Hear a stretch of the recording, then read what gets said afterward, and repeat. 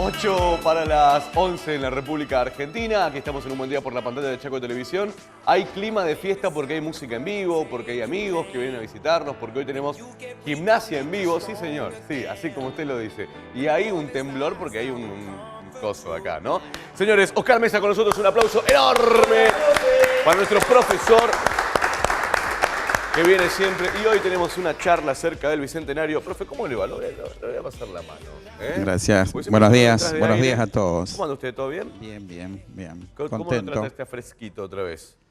Bueno, a mí me maltrata un poco siempre. Me tiene la garganta Tomada. Tengo que seguir los consejos de ustedes. Y sí, hay que hacer mucha los té de jengibre, miel. Claro, esos té de... Algunos otros consejos. De caña con ruda. Eso, exacto. Bueno, ahí, tengo que cultivar esos hábitos. Sí, hay que cultivar la ruda. Para salvaguardar. La caña se compra. Hay que cultivar la ruda.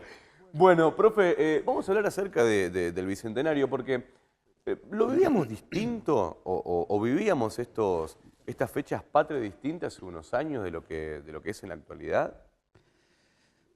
Bueno, quizás eso se podría llegar a reconocer que efectivamente por ahí las vivencias, yo soy un muchacho ya un tantillo veterano y probablemente en mis pasos por la escuela primaria, por la secundaria, podríamos llegar a decir que quizás se lo vivía de alguna otra manera. Siempre está presente la idea que por ahí en esas épocas, tanto la juventud como la niñez tenían un poquitito más presente cierta actitud de respeto, quizás podríamos decir por los valores patrios, por las fechas patrias, pero de última, yo siempre soy cauto en ese juicio porque me parece que lo que de última vale, realmente me parece que es válido, es una reflexión lo más profunda que se pueda hacer sobre lo que fueron esos momentos históricos en la vida de nuestra patria. Digo, no tanto quizás el hábito con que se lo recuerda en el sentido del respeto por los símbolos y eso, que por ahí eso quizás se pueda haber resentido. Yo tengo la esperanza de que la valoración profunda interna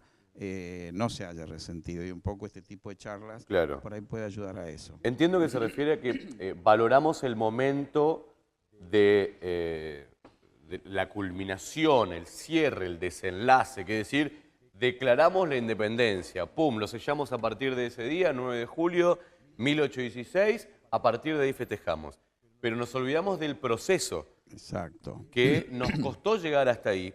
Y eso es lo que debemos empezar a valorar. Es decir, festejamos el cumpleaños porque es ese día, pero antes hay todo un trabajo, ¿no? Y eso es por ahí donde estamos olvidando a nombres, a hombres que han hecho mucho por la historia argentina, y eso es más o menos lo que hablamos fuera de aire, aquellos nombres que no tienen tanta prensa, digamos, ¿no? Como los Artigas, los Güemes. Sí, la verdad que yo, cuando por ahí me invitan a charlar de estos temas, siempre tenemos muchos nombres que enriquecen toda la historia colectiva, el ideario colectivo. Yo particularmente, en esta ocasión, quiero reivindicar a 4 grandes líderes, grandes patriotas, sin lugar a duda de una imagen indiscutida, que son José de San Martín, Manuel Belgrano, Martín Miguel de Güemes y José Gervasio Artigas. Y lo quiero hacer desde una perspectiva que en alguna medida nos permita visualizar. Yo soy un hombre, ustedes lo saben, que tengo, aparte de mi vocación profesional, tengo una vocación política, tengo un compromiso político y tengo un profundo respeto por la actividad política. No comparto esas miradas que por ahí tienden a buscar todas las responsabilidades sociales en quienes transitan el quehacer de la política. No descarto que haya muchos políticos que dejan mucho que desear, pero creo que también hay muchos políticos que tienen un compromiso y una actitud valiosa y que de última, como muchas veces dijeran figuras destacadas, yo una vez estuve hace 2 años en un seminario que se hizo sobre ética y responsabilidad social que lo organizaba este doctor que alguna vez ustedes me han permitido mencionar, que es Bernardo Klinsberg, un simposio internacional que se hizo en Capital Federal, que tuvo la suerte de tener como uno de sus principales invitados al señor Ignacio Lula da Silva de Brasil.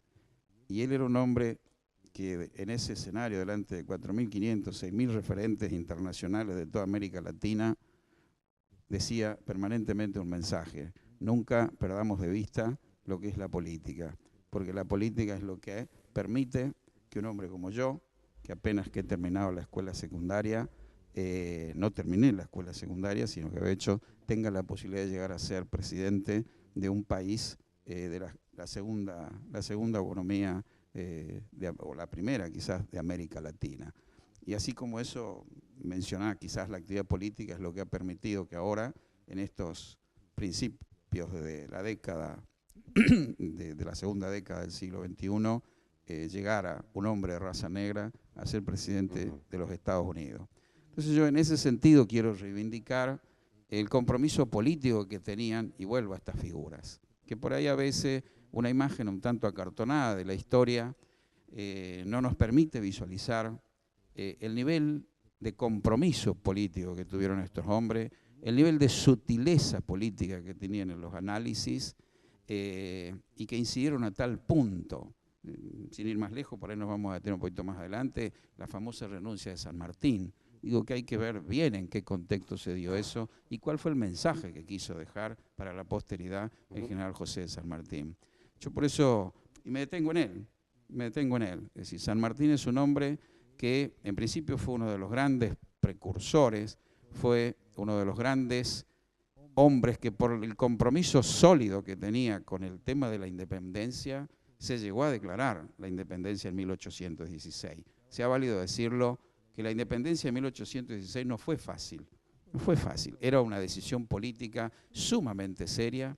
Ya habían pasado 6 años de 1810, algunos de los objetivos que algunos buscaban, que era ni más ni menos que el libre comercio en los puertos de Buenos Aires. El centralismo en la provincia de Buenos Aires. El centralismo porteño, para decirlo, tenía muchas figuras que la verdad que lo único que les interesaba era haber logrado el libre comercio y que romper un poco las restricciones que tenía la corona española con respecto a ese tema. Y ya lo habían logrado, así que estaban un poco más tranquilos. Ahora, el compromiso serio desde el principio de construir una nación soberana, una república, siguiendo los mandatos de la Revolución Francesa, ¿por qué no la Revolución norteamericana, que había sucedido hacía pocos años? Eso no lo tenía todos los patriotas o todos los hombres que se vieron envueltos en esos procesos, no lo tenían con absoluta claridad. De hecho, San Martín no estaba en lo que hoy es la República Argentina. En aquellos tiempos Exacto. estaba conquistando a los países de Latinoamérica y manda cartas diciendo, y entonces muchachos, ¿cuándo van a hacer la independencia? ¿Qué están esperando? ¿Que vengan otra vez y nos ganen los de afuera?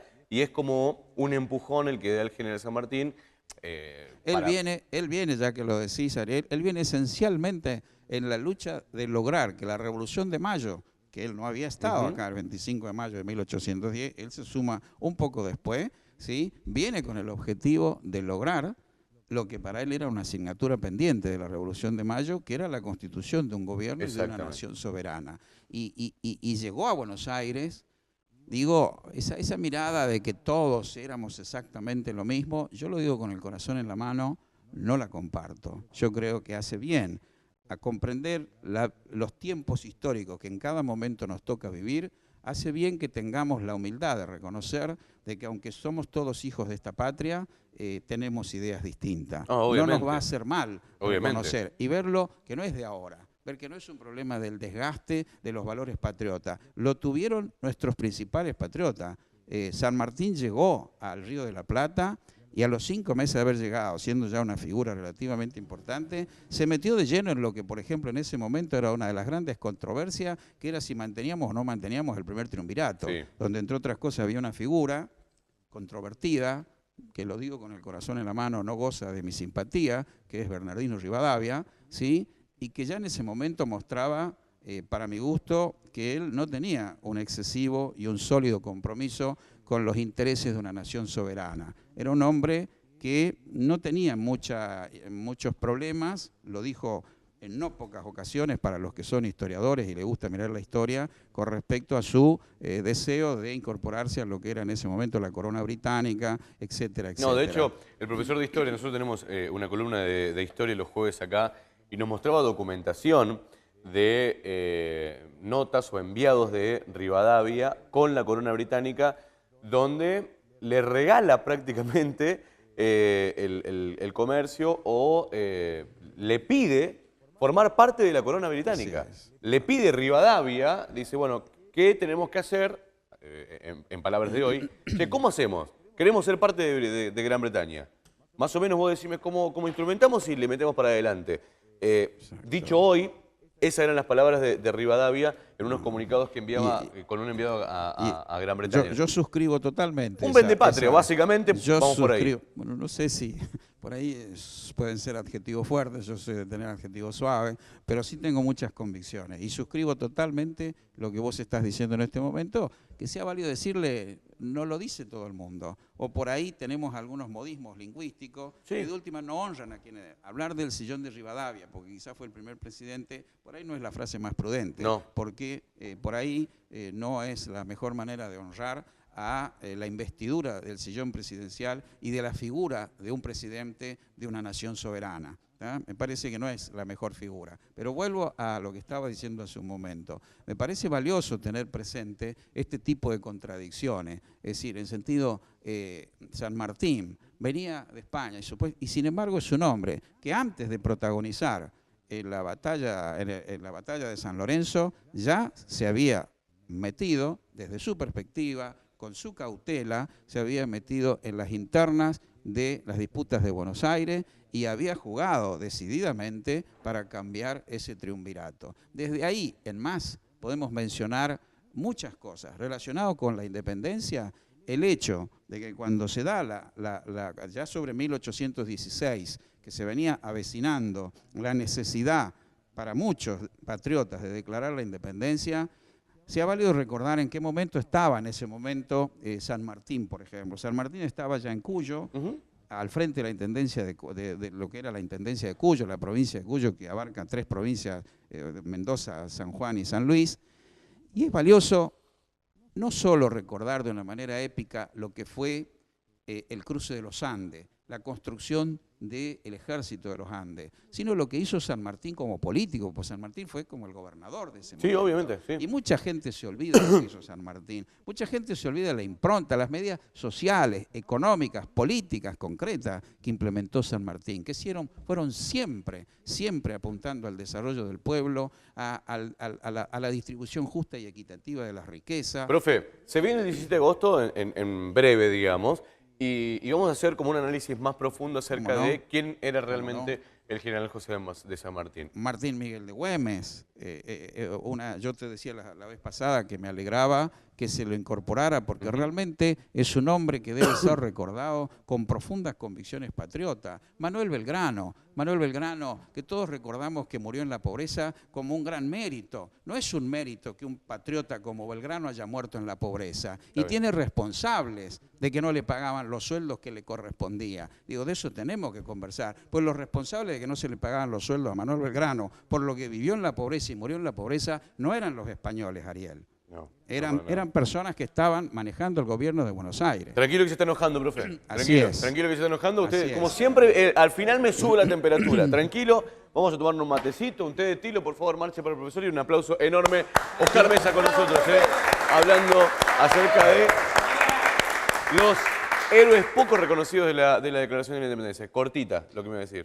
Quería compartir que en el marco del Bicentenario, en la escuela, sí, es verdad. largamos la exposición del documental que Chaco TV tuvo la gentileza de hacer con respecto a mi vida, mis compromisos, mi condición de expreso político, y en ese contexto iniciamos en las escuelas de acá del medio la exposición del documental, tratando un poquito de compartir algunas reflexiones sobre la democracia, sobre la república, sobre los valores de la democracia y la república, y bueno, me alegra poder decirlo en este escenario. Obviamente. Que es Chaco TV. Lo pasamos acá casa. Nosotros y ahora van a recorrer las escuelas. Qué lindo, Muchas profe, gracias felicitaciones. por todo. No, por favor.